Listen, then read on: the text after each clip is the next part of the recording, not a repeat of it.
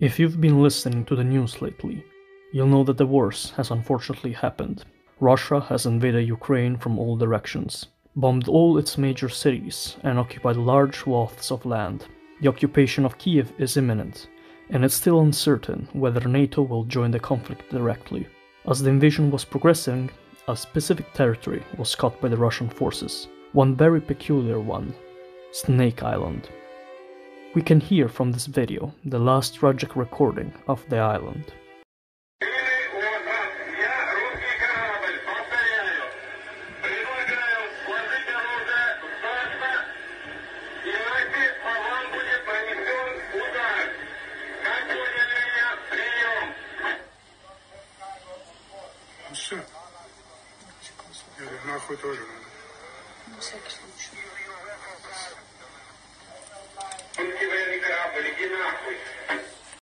All of the defending forces on the island are suspected to be killed by the Russian invaders. Snake Island, called Ostrov Ziminy in Ukrainian and Insula Serpilor in Romanian, is one of the most interesting territories of the coast of the Balkans. It's one of the few islands in the Black Sea, and it has been discovered by the Greeks around the 9th century BC. The Greeks used to call it Leuke, meaning white island, from the word leukos, due to the presence of white snakes on the island. It was also called the Island of Achilles, because of its sacredness to the famous hero, and even had a temple built in his honor where people could go to pray in. Some even said that Achilles would appear to them in visions when they were making sacrifices to him on the island. Temples dedicated to Apollo, god of the sun and music, were also present on the island. After the long Greek period of the island, throughout which it was uninhabited for most of its time, came the Roman period, when the island was renamed to Alba, Latin for White Land. Pomponius Mela, a Roman historian of the 1st century AD, wrote that the tomb of Achilles could be found on the island. After the fall of the Roman Empire, the island was largely lost to time, and very few remembered its position and importance.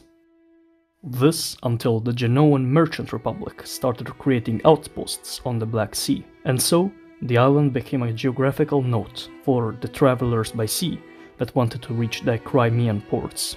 When Constantinople fell to the Ottoman Empire, the Greeks started calling the island Feronisi, which is its current name, Snake Island.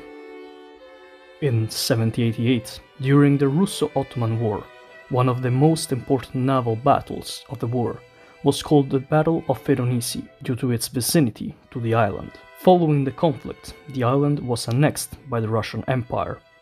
Since the island remained mostly uninhabited, in 1842 a lighthouse was built, and so the island became inhabited for the first time in centuries. After this, the question of legality of the ownership of the island became an issue. In 1877, following another Russian-Turkish war, the island was given to the newly founded Romania, that was given the island as compensation for the loss of southern Bessarabia.